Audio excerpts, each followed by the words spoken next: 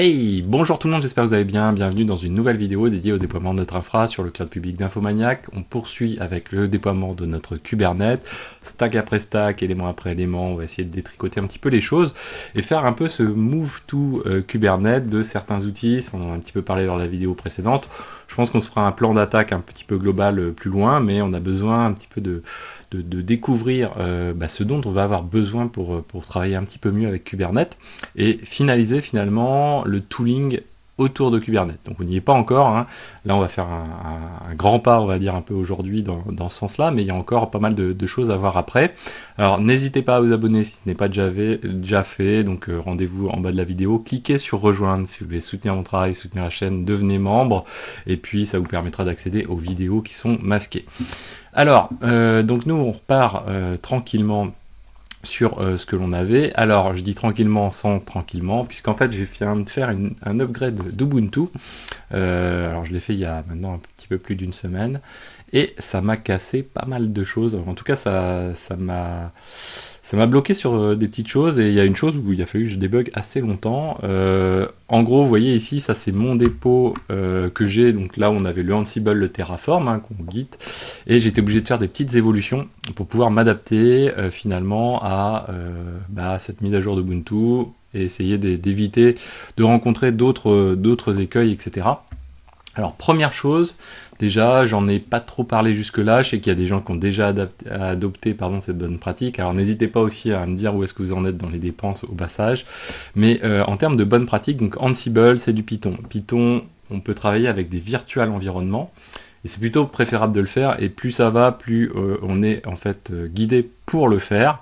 Donc il y a deux manières, on va dire, un petit peu d'installer maintenant avec Python les choses, alors avec sans les sous-parties, on va dire, mais d'un côté, soit on peut installer directement certaines librairies à partir de apt, par exemple sur Debian, nous, apt install Python 3 le nom de la librairie en question, assez souvent vous allez pouvoir installer comme ça, donc ça c'est pas mal.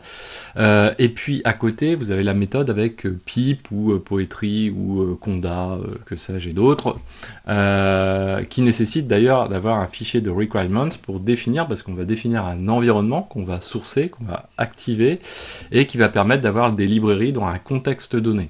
C'est-à-dire que si on désactive cet environnement, on ne va pas avoir les mêmes librairies, et puis si on le réactive, on va avoir nos librairies dédiées vraiment au contexte qu'on a travaillé. Par exemple sur Ansible, il y a des choses qu'on a utilisées avec Keycloak, qui rentre bien dans ce genre de choses, etc.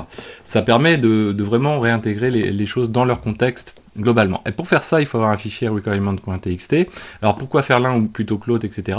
Alors tout simplement parce que quand j'ai fait mon upgrade d'Ubuntu, je me suis aperçu qu'il me manquait à l'upgrade, je sais pas, il y a des choses qui ont sauté, des choses qui ont changé un petit peu. Et il a fallu que je réinstalle des libs, ce genre de choses, donc ça m'a un petit peu agacé, et d'autant agacé que du coup j'ai pas forcément très bien travaillé, hein, faut se le dire aussi, hein. Pour bien travailler, l'idéal quand on démarre même directement dès le début du projet Ansible, on crée le virtual env, comme si on développait du Python finalement, donc on fait Python 3-m venv et le nom du virtual env en question. Donc ça permet d'utiliser le module venv. Si vous ne l'avez pas d'installer, vous pouvez faire apt install Python 3-venv. Je vous invite à aller voir la playlist dédiée à Python, dans laquelle ces choses-là sont un petit peu expliquées, relativement expliquées. Donc derrière, on a un fichier requirements qui, petit à petit, il fait son chemin, il s'agrandit, et ça nous permet d'avoir, alors je sais plus qu'est-ce qu'on a par exemple dans les choses qui ont été rajoutées après coup, le YAML lin peut-être, je ne sais plus, en tout cas il y a des choses qui sont importantes, et notamment également, bien sûr, la version de notre Ansible Core en 2.17.3. Donc ça c'est quelque chose qui est très important, et qui a cassé sur le moment. C'est pas la seule chose qui est dans ce commit, parce que c'est pas les choses qui m'ont bloqué le plus, quoi, en fait. Alors le virtual env, hein, bien sûr, derrière j'ai été rajouté dans le git ignore, pas le comité non plus, hein, puisqu'en fait quand c'est comme ça, on va avoir un répertoire dédié à notre virtual env qui va être créé, et donc l'idée c'était, c'est pas de le commiter, hein, ce virtual env, parce que ça n'a pas d'intérêt. Alors, deuxième évolution qu'il a fallu faire, alors que je me retrouve par rapport au commit, c'est celle-ci, donc désactiver le control master des options SSH qui était passé dans Ansible. Et ouais, parce que tout simplement, avec les nouvelles versions d'Ubuntu, montée de version OpenSSH, etc., eh bien ça ne fonctionnait plus avec Ansible. Ça posait des soucis. Et de la même manière, derrière, il a fallu préciser aussi une clé, tout simplement, alors si je dis pas de bêtises, celle-ci, c'est quoi? C'est une clé... c'est le curve qui est utilisé, si je dis pas de bêtises. Donc important également. Sinon, voilà, ça planté. On verra après si on pourra patcher, corriger mieux les choses, mais toujours est-il que c'est une première chose. Deuxième chose aussi à prendre en compte, que j'avais pas pris en compte jusqu'ici, dans les routes qu'on a ajoutées pour notre cluster Kubernetes. Donc on a les routes de pod, les routes de service, là on y a passé un petit peu de temps là-dessus. Il restait une petite chose à aller rajouter, c'est-à-dire qu'en fait, là encore je m'en suis aperçu avec l'upgrade de Ubuntu, le VPN en fait a fonctionné un petit peu différemment après upgrade. Pour qui, pourquoi? Alors je ne sais pas, j'ai pas été creusé au fin fond des choses, j'ai juste fixé les choses. Ce qui n'est pas forcément bien, en tout cas le mieux c'est souvent après d'aller creuser et comprendre le pour qui du pourquoi, c'est toujours très très important. Là ce que j'ai fait c'est que j'ai rajouté, vous voyez, une variable dans la configuration, dans le rôle Ansible de création de notre client, donc de notre fichier OVPN, donc OpenVPN. Parce que derrière, ce que j'ai fait, c'était j'ai été m'assurer et garantir le fait que les routes au niveau de notre client VPN vont être rajoutées automatiquement, ces routes des pods, ces routes des CIDR, pour dire tu vas passer par le VPN en question. Alors du coup ça implique, première chose c'est de se dire tiens, les routes on va peut-être pouvoir ajouter des routes de pods de service, mais peut-être des routes d'autres choses également, donc du coup de se dire ouais, c'est pas bête en fait que de rajouter dans la création du client l'instanciation de routes qui vont bien.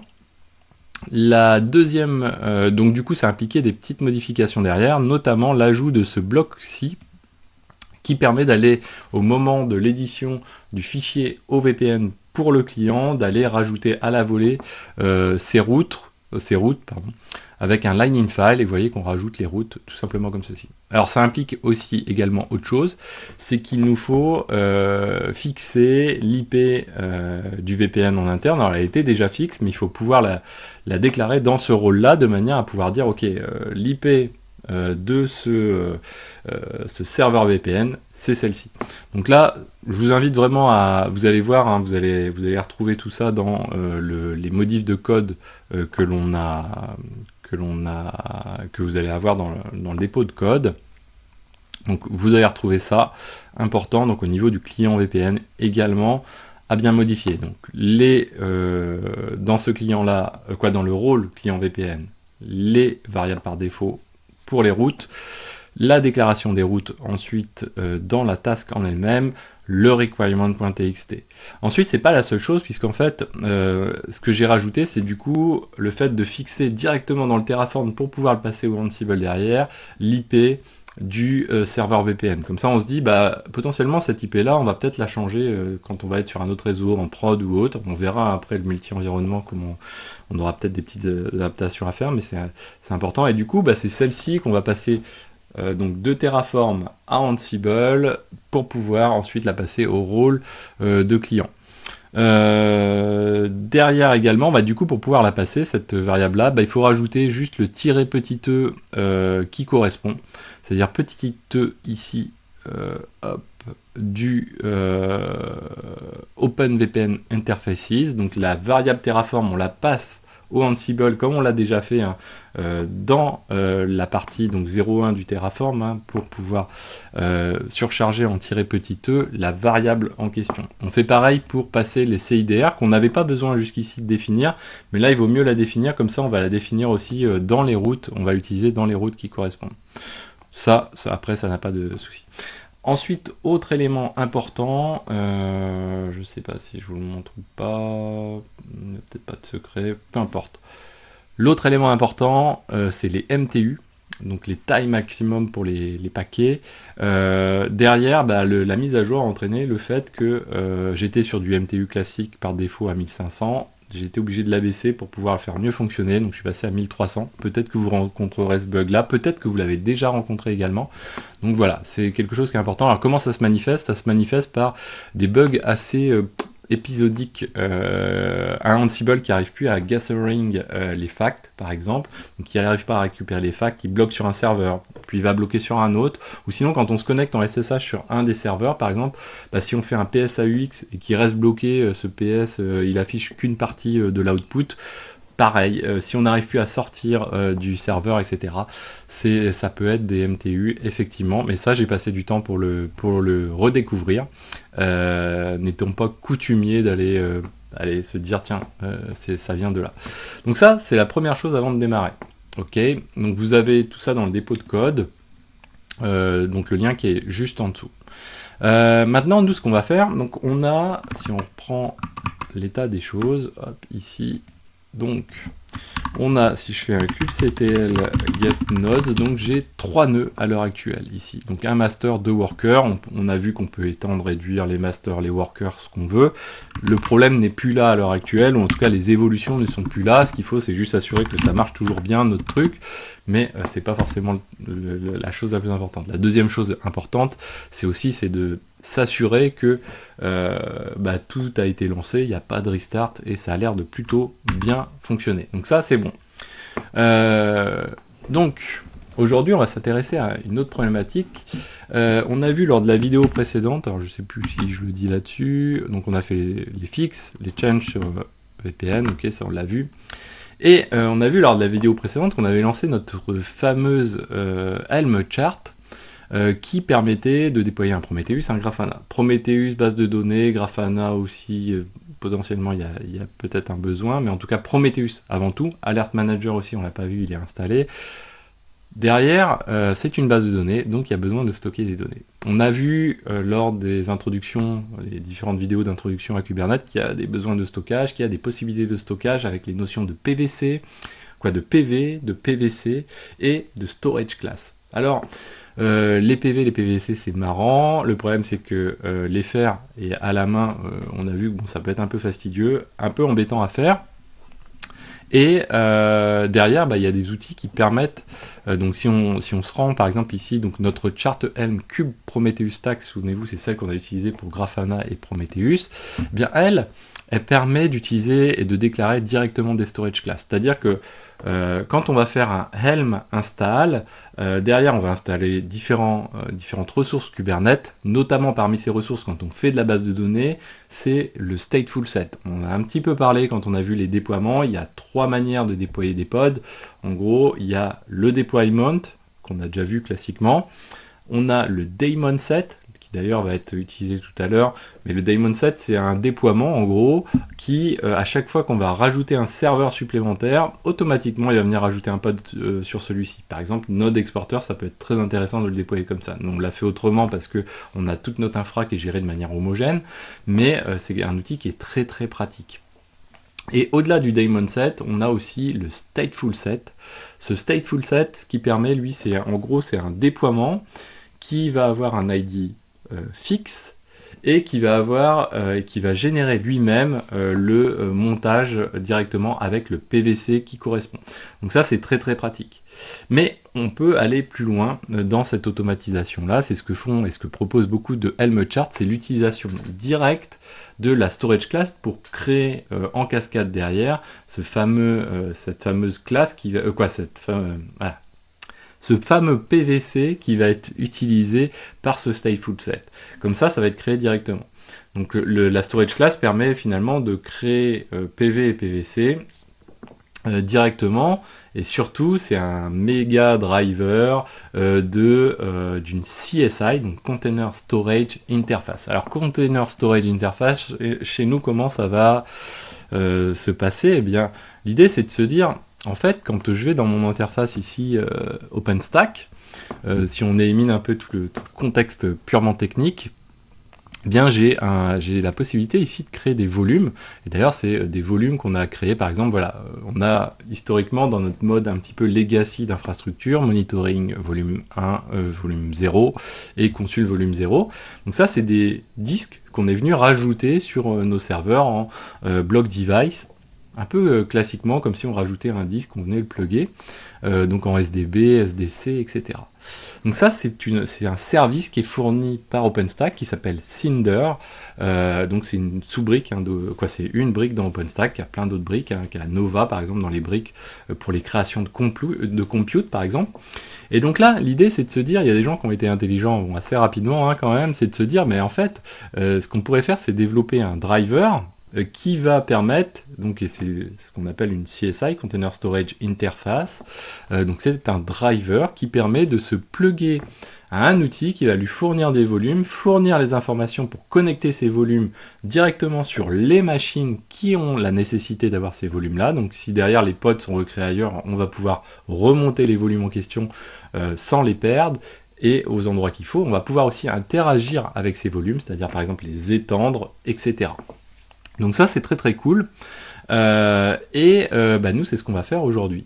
Alors vous voyez que du coup indirectement nous ça va nous permettre d'utiliser du Ceph, puisqu'en fait derrière Cinder il y a du stockage Ceph qui existe. Et le but c'est que ces volumes soient créés dynamiquement, c'est-à-dire qu'on va pas aller faire comme nous on a fait avec Terraform, c'est pas encore très dynamique avec le Terraform, c'est-à-dire il a fallu déclarer ces volumes. Là c'est directement Kubernetes qui à travers la storage class va pouvoir le faire. En gros on a notre cluster Kubernetes qui est comme ceci. Donc on a nos masters, on a nos workers à côté. Hop, voilà, on peut se le faire un peu vite, comme ceci. Et là en gros nos pods, hein, ils sont montés sur les workers, hein, de toute façon. Hop, voilà. Toc. Alors, je ne suis toujours pas habitué à mon clavier, mais c'est pas grave. Et là, donc du coup, en dehors de tout contexte, ce qui se passe à côté, c'est que OpenStack, lui, il fournit, donc grâce à Cinder, qui est là, il fournit des volumes en fait. Eh bien, ce qui va se passer, c'est que automatiquement dans Kubernetes, souvenez-vous, on avait parlé de ces notions de contrôleur, on va avoir un contrôleur qui va permettre finalement de découvrir qu'il y a besoin d'un stockage en particulier pour pouvoir créer un PV attaché ensuite à un PVC et monté grâce à un stateful set, et qui va faire finalement le montage entre le worker et Cinder. Donc on va avoir une découverte, système de réconciliation, etc., qui va passer par l'API Cinder de OpenStack pour pouvoir créer le volume. Donc là on va avoir des interactions avec donc ça va être create, delete, ça va être extend, etc. De volume, tout simplement, avec leurs caractéristiques, hein. Donc il y a même les possibilités d'avoir des topologies, etc. Alors nous on va y échapper, mais on va avoir la taille, on va avoir aussi les possibilités de les étendre ou de pas les étendre, etc. Donc ça c'est des actions qu'on va pouvoir mener directement avec l'API d'OpenStack ici derrière, et derrière ça va permettre ensuite de pouvoir monter, alors on pourrait faire la flèche dans l'autre sens, mais ça va permettre de monter finalement sur les workers qui vont avoir le pod en question, le volume en question, et puis si ça change, hop, le volume va être remonté à côté, à la volée, au moment où le pod va se créer. Et donc derrière, on va avoir des données qui vont être persistées en dehors de notre cluster cube. Dans notre cas de figure, en plus, c'est pas nous qui manageons cette partie-là, donc on va dire que ça permet directement de plus se poser de questions sur le stockage. En tout cas, il faut s'en poser au tout début, mais après, il n'y a plus besoin de se poser de questions, puisqu'en fait, on délègue la charge de la persistance de ce stockage. Attention, ça ne veut pas dire que derrière il ne faut pas s'intéresser un peu aux règles de stockage, de redondance, etc., etc. Il y a la possibilité aussi d'activer dans les interactions les snapshots. On reverra certainement tout ça après, mais là aujourd'hui on va faire vraiment ce premier pas. Donc tout ce fonctionnement-là, c'est ce qu'on appelle une CSI, donc Container Storage Interface, comme on a monté déjà une CNI, Container Network Interface, là on va faire une CSI. Donc, c'est parti pour ça. Alors l'objectif, en fait, si on redémarre du truc, c'est, souvenez-vous, lors de la vidéo précédente, en fait, on avait exactement les mêmes values, le même fichier de values que là, sauf qu'on n'avait pas cette partie storage spec. Cette partie storage spec, en fait, ça vient des values de Kube Prometheus Stack, qui est notre fameuse chart de référence qui contient la création du Grafana, installation, Prometheus, Node Exporter, Alert Manager, plein de choses. On y reviendra de toute façon. Là, l'idée aujourd'hui, c'est de se dire, bon, je vais envisager de migrer une partie de mon monitoring dans Kubernetes comment ça se passe si j'ai besoin de stockage? Effectivement, il me manque un outil de stockage. Donc notre outil de stockage aujourd'hui, c'est ce qu'on fait, on met ça en place. Donc là, pour l'exemple, on se dit, voilà, bon exemple, Prometheus, je veux stocker, eh bien je vais passer par le storage spec. Et storage spec, ici, vous voyez, vous pouvez préciser une storage class. Du coup, ça permet de simplifier la déclaration et la création des PV et PVC, comme je vous disais, puisqu'on va passer uniquement par une storage class, et on va dire combien on veut de volume. Alors à l'heure actuelle, du coup, comme on n'a pas de CSI, on n'a pas de storage class. C'est-à-dire que si je vais sur mon cluster ici, si je fais kubectl get storage class, comme en minuscule ça suffira, storage class, j'en ai pas de storage class, donc derrière, j'ai pas de CSI. Donc, comment on remédie à ça? On va installer une CSI. Hop là, alors ouais, j'ai peut-être été un peu vite, on va faire comme ceci, voilà. Donc j'ai pas de CSI, et nous, l'idée derrière, c'est quand même de se dire aussi, cette CSI, on veut que, là, comme tout à l'heure, j'ai fait un Terraform Apply, à la fin j'ai mon cluster Kubernetes avec des trucs dedans, la CNI, etc., le consul qui est installé. Je veux poursuivre dans cette démarche-là, c'est-à-dire que quand je fais mon Terraform Apply, je veux aussi qu'à la fin, j'englobe dans tout ça, sans y toucher, l'installation de la CSI. Et vous allez voir que c'est relativement simple. Donc on va repartir sur le même principe qu'on a vu avec Consul. Ce qu'on va faire, c'est qu'on va intégrer, alors, il y a pas mal de petites choses qu'on fait évoluer légèrement. Tac, tac, tac, tac, tac. Hop. Voilà. Donc si on veut installer une CSI, il y a deux modes. Soit on a un répertoire entier, on va dire, avec des ressources dedans de la CSI Cinder, qu'on peut trouver en ligne sur le GitHub en question. Et puis on prend le répertoire, on fait kubectl apply, où on reconfigure 2-3 petites choses, kubectl apply, et hop, ça installe tout. Nous, on va passer plutôt par Helm, parce que sinon, ça veut dire qu'on va passer par Ansible. Alors au début, j'étais parti là-dessus, parce que je m'étais dit, ça va vous faire découvrir le module guide de Ansible, etc. Bon, non, parce que c'est pas beau, et par rapport à ce qu'on a fait avec Consul, autant repartir à peu près sur la même chose. D'ailleurs, après, on peut même imaginer un petit peu industrialiser dans notre rôle la mise en place de choses à partir de Helm chart. Donc là, ce qu'on va faire, c'est qu'on va réviser les variables par défaut de notre kubetools. Alors pour l'instant, on verra peut-être après, je ne suis pas au stade où on fait ça beau, clair et propre, mais derrière, bien sûr, se pose ces questions de se dire toujours travailler un petit peu de manière clean, lisible, etc. Donc nous, ce qu'on va faire, c'est qu'on rajoute, vous voyez, pas mal de lignes, Kubernetes OpenStack username. Donc en gros, quand on prend la CSI Cinder, je ne sais pas si on va retrouver CSI Cinder, elle a un fichier qui par défaut souvent est utilisé sous le nom de cloud.conf, si je ne dis pas de bêtises, voilà, ça doit être ici. Et ce cloud.conf, alors est-ce qu'on va l'avoir en mode très visuel ou pas du tout? On l'a pas ici, mais je crois qu'on l'a ici du coup. Voilà, ce fichier cloud.conf, qu'est-ce qu'il comprend?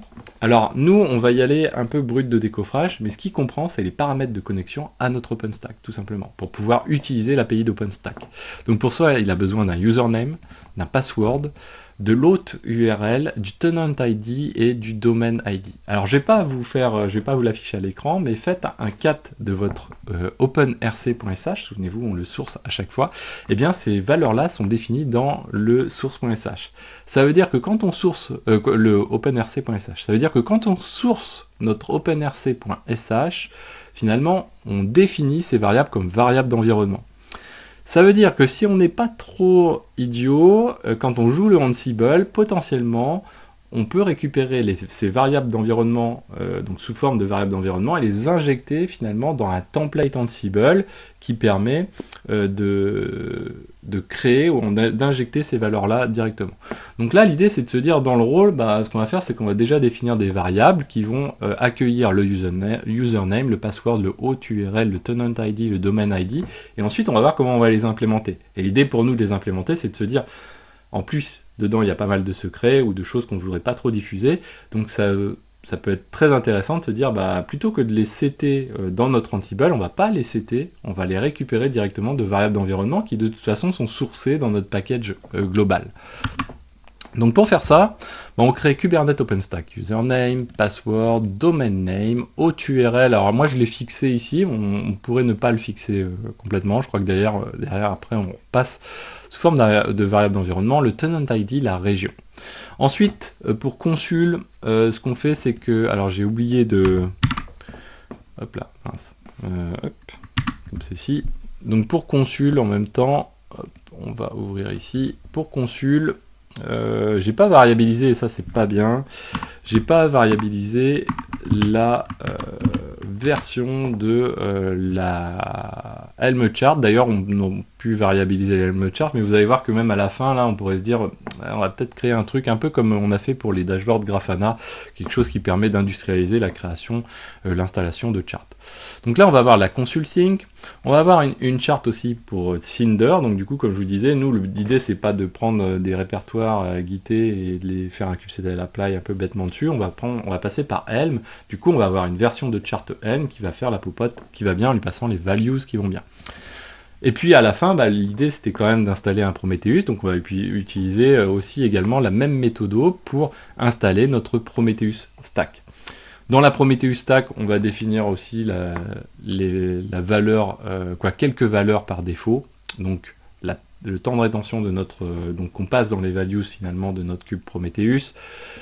La storage class, donc tout à l'heure on avait le nom XXX, hein. Finalement là ce qu'on fait c'est ni plus ni moins que de renseigner ça, hein. Donc la rétention 4 heures, le nom de la storage class, et tout ça finalement ça va être des variables que Ansible va venir définir et appliquer pour nous. Donc on va avoir aussi bien sûr le volume si je ne dis pas de bêtises, voilà. Et puis on peut imaginer se dire tiens, on va aussi faire varier le nombre de réplicas de notre Prometheus. Donc ça c'est les valeurs par défaut qu'on a, de variables par défaut qu'on vient de rajouter.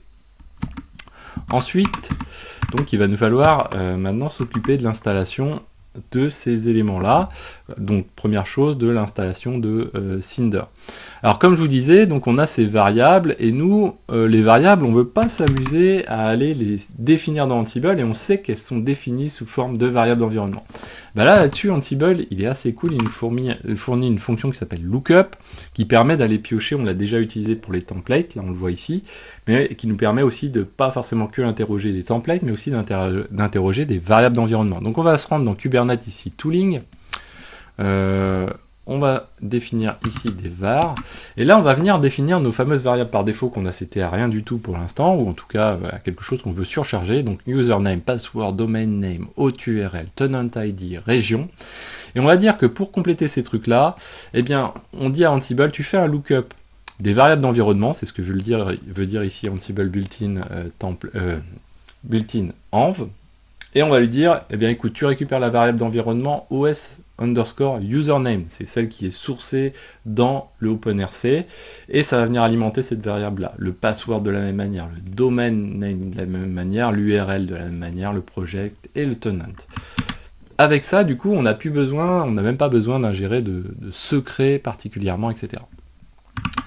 Maintenant, eh bien, il va nous falloir installer Cinder. Alors on sent déjà le coup. Alors avec Consul, il faudra y faire une petite passe, mais on va vouloir quand même travailler un peu plus proprement dans cette espèce de rôle un peu fourre-tout. Et on va se dire, ok, on va avoir un fichier qui va être relatif à Cinder. Même si on va faire à peu près la même chose avec Consul, on pourrait avoir aussi un fichier dédié à Consul, et puis on pourrait carrément imaginer une petite machinerie qui fait les choses un peu plus proprement pour nous. Et là derrière, donc on va partir sur ce qu'on a vu précédemment, c'est-à-dire première chose, on va rajouter le dépôt de chart qui correspond. Donc là on va reprendre cette adresse-là, c'est là où on retrouve la chart dédiée à notre CSI Cinder. On lui donne un petit nom, moi je l'ai appelé CPO, je crois que j'ai retrouvé sur un des dépôts Git, voilà, j'ai repompé le même nom, j'ai pas été très original sur le nom. Et puis derrière, on va dire, écoute, on va déployer ce truc-là. Alors pour déployer ce truc-là, du coup, qu'est-ce qu'on va faire? On va dire, ok, moi je veux une release Helm, donc je veux déployer un Helm à partir de la chart qui est située dans le dépôt CPO, et cette chart s'appelle OpenStack Cinder OpenStack-Cinder-CSI. La version de la chart, important, on versionne, et la release, le namespace où on veut déployer ça, kubesystem. Si le namespace n'existe pas, on le met à true. CubeSystem, il existe forcément, on l'a déjà vu, hein, c'est par défaut dans Cube, et c'est là où se situe un peu toute la machinerie de Cube. C'est pour ça qu'on met ça dedans, parce que c'est quand même un peu notre CSI, elle est dans le cœur central de Cube. On aurait pu le déployer dans un autre namespace aussi. Les values, ensuite, qu'on va vouloir passer à cette Helm chart, ben on va appliquer la même méthode que sur ConsulSync, c'est-à-dire qu'on va passer les values dans un fichier par défaut. Alors on pourrait faire un pipe ici pour dire on a un bloc de YAML et dans ce bloc on va aussi avoir des choses qui vont être variables. Ça fonctionnerait aussi très bien. Moi je préfère pour l'instant en tout cas travailler avec un fichier de template qui est CSI Cinder Values. Donc c'est là dans ce fichier qu'on va aller définir les éléments. Donc ce fichier, qu'est-ce qu'il va comprendre? Les values qu'on passe à la chart. Donc on va avoir le fait qu'on va vouloir créer ce fichier cloud, alors nous on l'a appelé comment? Ouais, si, cloud.conf. Et pour créer ce fichier cloud.conf, souvenez-vous, donc allez voir les vidéos sur les... Il y a quelques vidéos comme on a vu comment monter des secrets, etc. Bah là, il faut qu'on crée un secret Kubernetes, que dans ce secret Kubernetes, on aille alimenter la clé data avec le nom de fichier cloud.conf. Finalement, c'est ce que l'on fait ici. Et cloud.conf, du coup, on pipe et on va mettre le contenu du fichier en question. Et donc, ce contenu, on va venir y injecter simplement nos variables. Ansible, c'est lui qui, à la volée, va pouvoir les renseigner. Et on dit que le nom, il s'appelle cloud.conf. Donc ça, c'est le nom qui va permettre de matcher avec le secret et récupérer la clé du secret en question. Le nom, ensuite, alors là, on l'a 2 fois. Je pense que c'est pas bon. Hop là. Le nom du secret en question. Donc nous, il va s'appeler Cinder CSI Cloud Config. Et puis ensuite, nous, on désactive la topologie. Alors la topologie, c'est ce qui permet derrière, on a vu ici, c'est de se dire, ensuite de pouvoir distinguer, suivant la localisation des nodes, des workers ici, de dire, tiens, les montages se font sur cela et pas sur cela, etc. Ou sur cela vers ce type de storage class, etc. Alors là, avec ça, on n'a pas créé la storage class. Si, elles vont se créer par défaut, les storage class. Vous voyez qu'on ne passe aucun paramètre, mais par défaut, dans le comportement de la charte, est prévue la création de deux storage class, pas deux comme ça fait 4. Deux storage class, une qui est en mode retain et l'autre non. Donc c'est-à-dire, il y en a une qui va être, dès qu'on supprime le PVC, elle va être supprimée, et l'autre, eh bien, on va la maintenir. Donc il vaut mieux la maintenir si on est sur de la database, c'est un petit peu préférable. Si on n'en a pas trop à gérer, ça peut être un peu mieux. Donc avec ça, eh bien déjà avec ça on installe Cinder. Ensuite on va faire la même chose et on dit je vais installer Prometheus et finalement je vais appliquer exactement la même chose. Alors on va pas refacto aujourd'hui, hein, mais vous inquiétez pas, c'est quand même un truc qui peut être envisagé.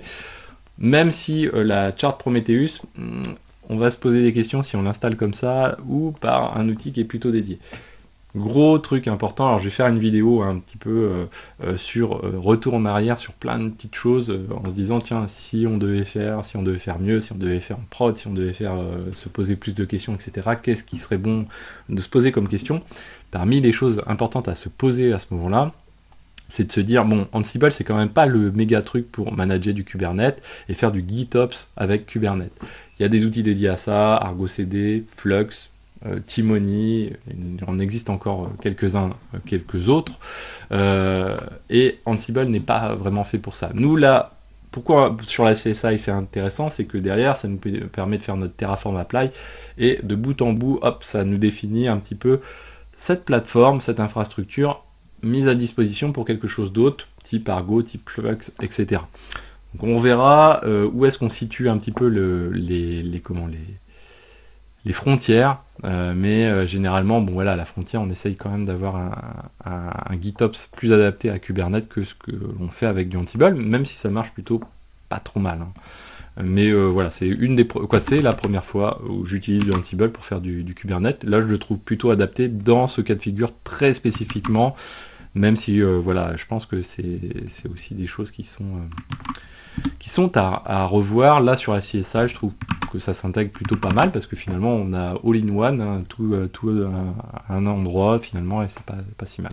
Donc là, Kube Prometheus Stack, même méthode, hein, finalement. Donc, dans les tasks, on va rajouter la charte, le dépôt de charte qui s'appelle Prometheus. Souvent on l'appelle Prometheus alors que c'est Prometheus Stack, etc. Voilà, c'est quelque chose qui c'est un peu l'historique qui pèse dedans. On déploie le Prometheus en question en lui disant bah écoute, cube Prometheus stack, on utilise la chart qui est là, la chart qui s'appelle cube Prometheus stack dans le dépôt qui s'appelle Prometheus, on utilise la version qu'on avait finie dans les variables, on met ça dans un namespace qui s'appelle monitoring, s'il n'est pas créé, on crée ce namespace, et on va se baser sur les variables qui sont situées dans le fichier de template qui est juste à côté. Donc justement, du coup, ce fichier de template, qu'est-ce qu'on va mettre dedans? Et ça va être à peu près tout, du coup. Bien, on va dire qu'on veut un Grafana, parce que nous, à la base, on était quand même parti un peu pour ça, mais on dit qu'on veut aussi un Prometheus ici. Un Prometheus spec ici qui va contenir la rétention, le réplica, la storage class qu'on va utiliser, le volume claim template, les specs, le nom de la storage class, oui, du coup, qui doit être juste à côté, qui est celle-ci. Alors, elle est sur delete, donc ça veut dire que si on supprime le PVC, ça va delete. Donc, attention hein, quand même, parce que nous, le Prometheus, on va reparler de tout ça. Le Prometheus, il a une vocation qu'à stocker de manière très temporaire les données. Le but, c'est de garder Victoria Matrix, qui est plus performant sur le stockage de la data. Prometheus, lui, dans Kubernetes, va être très performant, très facile à utiliser pour scraper, récupérer la métrique, plutôt comme un agent et l'envoyer ailleurs. Les ressources, les requests, et on disable le node exporter parce qu'il existe, il est déjà installé sur les nodes en question, le port est déjà utilisé aussi également, donc du coup derrière on va avoir un conflit si on installe le node exporter. Donc nous on veut pas le faire, on veut rester sur notre mode où c'est notre infrastructure qui est gérée, on va dire qui peut le plus peut le moins, ou qui peut le moins peut le plus, je sais plus quoi, je connais l'expression mais je sais plus dans quel sens faut la tourner là, mais en gros, notre Ansible, vaut mieux installer un node exporter avec notre Ansible qui va couvrir toute l'infrastructure, Kubernetes ou non, que de le mettre dans notre Kubernetes ici, qui va être une entorse. Il va falloir mettre une entorse dans notre Ansible pour dire, bah écoute, ah ouais, mais si c'est un nœud Kubernetes, tu installes pas le node exporter, etc., etc., ce qui n'est pas forcément très adapté. Donc avec ça, on n'est pas trop mal. Et bien là, finalement, qu'est-ce qu'il nous reste à faire? C'est à rejouer le Ansible en question. Alors on va aller commenter toujours dans notre Terraform, pour gagner un petit peu de temps. Hop, ici, on va aller commenter tout ce qu'on ne veut pas lancer. Donc ça, on ne veut pas le lancer, ça, on ne veut pas le lancer. Ben, en gros, on va conserver que la partie tooling de Kubernetes. On ne prend pas tout Kubernetes. Voilà, la partie tooling, elle est là. Hop. Tooling. Qu'est-ce qu'il nous fait? Ok. Et là, du coup, ça, on va le lancer. Par contre, on ne va pas attendre. Je garde toujours le slip, mais je le mets à 0 secondes, donc c'est-à-dire qu'on a un slip de rien du tout. Autant le supprimer, mais je le garde pour pas oublier de le remettre. Terraform Apply. Et on va partir sur notre installation. Donc là, on a fait un kubectl getpod-a tout à l'heure. On n'a pas de Cinder ici hein, dans kubesystem. On n'a pas de namespace monitoring, etc. Donc là, ouais, ok. Hop, voilà. Donc là, on est reparti pour un tour. On va rejouer le Ansible et on va voir ce qui se passe. Il ne doit pas partir sur consul normalement. Ah, j'ai peut-être oublié d'en commenter un, c'est pas grave, c'est l'occasion de voir si. Voilà, j'ai oublié de commenter celui-ci. Hop, voilà. Toc. Et derrière, alors le Grafana, l'idée pour l'instant, c'est de se dire, on va faire, je pense, la prochaine vidéo, mais c'est de se dire, bon, la première brique qui n'a pas d'intérêt à rester en dehors du Kubernetes, c'est le Grafana qu'on va remettre dans le Kubernetes. On se dit qu'on a besoin, pour d'autres besoins de Kubernetes, on va factoriser sur Kubernetes. Kubernetes permet de mettre à jour facilement les outils, etc. Ça va nous permettre de sortir des briques potentiellement de notre Ansible également. Donc là, l'idée c'est de se dire déjà, on va déplacer le Grafana. On a besoin aussi de monitorer notre Kubernetes. Donc du coup, on va avoir notre Prometheus qui récupère les métriques de Kubernetes. À l'heure actuelle, on a notre Victoria Matrix qui est à l'extérieur. Bon là, vous voyez déjà, heureusement, on a notre routing de l'intérieur vers l'extérieur et extérieur vers l'intérieur, avec du DNS dynamique. Donc normalement, on devrait pouvoir push les datas de Prometheus avec du remote write dans notre Victoria Matrix pour stocker les choses. Ou sinon, on ramènera le Victoria Matrix à l'intérieur de Kubernetes également. On a vraiment des choix qui se profilent un petit peu devant nous. Donc là, normalement, il a fait une partie du travail, il a fait le travail. Donc là, si on part... donc, est-ce qu'on a Cinder? Oui, on a Cinder. Donc, vous voyez qu'ici, on a Cinder, OpenStack, Cinder, CSI, Node Plugin et Controller Plugin. Donc, on a ce fameux contrôleur Cinder qui existe, qui permet d'interagir avec avec Cinder, hein, donc l'API d'OpenStack. Et puis on a ce fameux daemon set qui va permettre, lui, au niveau de chaque worker et master, ici, hein, si on regarde le daemon set, on va faire un kubectl get daemon set, donc ds-grand-a. On a un daemon set qui s'appelle ici OpenStack Cinder CSI plugin. Et vous voyez qu'on en a 3, c'est-à-dire un pour le master et les 2 workers. C'est lui qui a en charge finalement de faire cette espèce de mount entre le Cinder d'OpenStack distant et le serveur, le worker ou le serveur en question, en fonction de la nécessité. Donc là, si on regarde ici, si je fais un kubectl get pods-a, et bien voilà, là on a notre opérateur Kubernetes qui tourne, mais on a notre opérateur Prometheus qui tourne, et on a notre Prometheus qui tourne là. Alors, si vous êtes un petit peu curieux, on peut faire un kubectl get CRD pour lister les CRD. Là, vous voyez qu'on a des CRD pour créer, on en a un petit peu parlé, peut-être qu'on en reparlera, peut-être qu'on les utilisera, on créera peut-être nos propres CRD pour créer des Prometheus à la volée, des alert managers à la volée, etc. Et bien en fait, quand on fait un kubectl get du coup Prometheus, comme ça, ou Prometheus tout court, ça marchera également, -grand-a, et bien là on va retrouver, donc on a demandé, on a un objet qui s'appelle Prometheus, et on a une demande pour un objet de Prometheus. Parmi les actions de création d'objets dans cette ressource Prometheus, indirectement ça permet du coup de créer un stateful set, donc kubectl get sts sur le namespace monitoring, on va le faire un -grand-a, on a la même chose pour alert manager également, et là du coup ça permet de dire j'ai un stateful set qui permet de créer un Prometheus en l'occurrence. Donc là, stateful set, qui dit stateful set, dit derrière, on va créer la storage class. Alors si on épluche encore le truc, hein, on a notre Prometheus qui est là, tac, comme ceci. Voilà. On va mettre -n monitoring, et puis on va aller à la fin, on va mettre -o YAML. Et là derrière, dans le stateful set, comme je disais, ça link avec donc un persistent volume claim qui est créé à la volée, qu'on retrouve ici. Ce persistent volume claim, il porte ce nom-ci. Donc si je fais un kubectl get pvc -n monitoring, comme ceci, et bien on a ici, donc alors bon, le nom est un peu long, ce nom de persistent volume claim.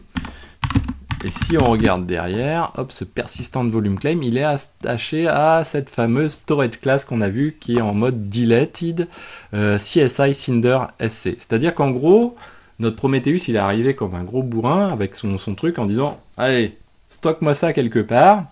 Et la seule communication qu'il a pu avoir pour faire ça, c'est de passer par la storage class, en disant bah tiens, tu me stockes ça, suivant tes règles à toi, tu te débrouilles, c'est ta popote, donc toi tu as CSI, tu as une storage class qui vient de la CSI Cinder SC delete, et bien tu vas appliquer tes policies et tu vas créer le PV qui correspond. C'est-à-dire que derrière, nous on n'a à aucun moment, la charte n'a été en charge de faire ça, vous pouvez me croire, de créer le PV, c'est vraiment la storage class qui l'a fait, et qui s'est assuré que de l'autre côté, eh bien, on a un volume finalement qui a été créé ici. Donc si je rafraîchis la page, hop, voilà, vous voyez qu'on a bien un PVC ici qui existe. Donc le nom s'appelle PVC, mais c'est le PV hein, finalement, de 10 gigas. Vous voyez, et il est monté sur K8S W2. Donc là, ça c'est dynamique, c'est-à-dire que si notre pod on le détruit et qu'on le recrée ailleurs, on peut essayer de le faire. D'ailleurs, kubectl get pods-n monitoring. Voilà. Derrière, eh bien, on va retrouver -o wide. Hop, on va retrouver ici le Prometheus ici qui tourne sur K8S W2. Et si je le delete, et si on a de la chance, toc. Si on a de la chance dans le sens où il n'y a pas d'imprévu, hein. Le wide non, on n'en a plus besoin. Voilà, comme ceci. Donc là on va delete le pod. Et derrière, si je fais un kubectl get pods-o wide. Ah bon, il est reparti, voilà, on n'a pas de chance. Il est reparti sur le W2, mais bon, s'il avait switché potentiellement de node, eh bien il serait reparti sur l'autre node et ça n'aurait pas posé de soucis. Alors, derrière, donc du coup, on a un objet qui s'appelle kubectl. Quoi, on a des objets, si on fait un kubectl get storage class, on a deux storage class, la delete et la retain. La delete, elle va permettre de, derrière, donc si on détruit le PVC, de détruire le PVC en cascade. Au-delà de ça, donc si je fais un kubectl get storage class delete, comme ça, -o YAML, eh bien, on va voir les règles qu'on a définies un petit peu par défaut à cette storage class. On voit que son montage est immediate, donc là, ça peut être discutable. Le retain policy de la storage class, c'est delete, bon, pour s'appliquer, hein, c'est vraiment ça qui permet d'appliquer les choses. Et puis, par défaut, il me semble qu'elle est en auto-extend, si je ne dis pas de bêtises. Donc, l'auto-extend, ça veut dire que, par exemple, alors je vais vous passer les procédures qui sont intermédiaires, mais ça veut dire que par exemple, si on fait... où est-ce qu'il est notre petit père donc les valeurs par défaut. Ici, on va dire qu'on passe à 20 Go. Toc. Si je fais un Terraform apply ici, et que je dis yes. Voilà, donc on va le laisser tourner tranquillement. Donc derrière, ce que je peux faire, c'est un kubectl. J'aurais dû le faire avant. Kubectl exec-ti. On a dit qu'on était sur Prometheus. Alors il s'appelle comment lui? Voilà, ça. Donc là, on va se mettre dans, on va dire, les containers du... alors, pour l'instant, il est en train de se lancer, je pense. Ah oui, non, il faut mettre le namespace-n monitoring. Voilà. Donc là, on est dans le Prometheus. Et dans le Prometheus, bon, bah là, je suis passé trop tard. Tout à l'heure, si on avait regardé, on était à 10 Go. Là, on est à 20 Go. Donc là, ça veut dire que ça a été resizé. Modulo, il y a des petites opérations à faire, mais si on fait... Alors, on va quand même vérifier que c'était get PV. Donc les PV, on le retrouve ici. Vous voyez qu'il est resté à 10 Go. Il y a des petites opérations à faire pour que ça soit mis à jour ici. Mais le plus important, c'est pas la mise à jour ici, c'est vraiment la mise à jour. Généralement, quand on veut resizer, hein, c'est que dans le pod, on soit bien à 20 Go. Là, on est à 20 Go à l'heure actuelle. Donc ça, c'est cool. Je vous passe les petites opérations parce que ça peut être délicat. De la même manière, ici, bah, si je me dis, tiens, ok, moi, je veux de la redondance de Prometheus, c'est-à-dire je veux deux Prometheus, si jamais il y en a un qui tombe, on sait jamais, etc. Et bien là, je peux repartir. Je fais Terraform apply. On lui passe un petit yes. On va attendre quelques secondes. On va faire un kubectl get pod Panta. Voilà. Non, c'est pas le bon Panta. Voilà, celui-ci. Donc là, normalement, après, là, vous voyez qu'on a un Prometheus 0, quand on va en avoir un deuxième. Et d'ailleurs, comme on va en avoir un deuxième, normalement, on devrait avoir un deuxième volume qui arrive. Alors, on va voir, ici, il est en train de le faire. Voilà, deploy stack. Là, c'est le moment où il fait le Helm upgrade, là, pour le coup, de la stack kube Prometheus stack. Et ici, ça va enchaîner, normalement, assez rapidement. Hop. Si ça marche. Ah, il est en train encore de le faire. Ah oui, c'est le Helm install, du coup, qui demande... le Helm upgrade qui demande un tout petit peu de temps. Voilà, là il est en pending Prometheus 1. Je pense qu'il est en pending de montage de volume. Voilà, donc là le pending, grosso modo, là qu'on a vu brièvement. Alors il y a plein de petites actions potentiellement dedans, mais parmi ces actions, il y a le provisioning du volume côté OpenStack. Donc là, ok, là j'ai un deuxième Prometheus qui vient de s'installer.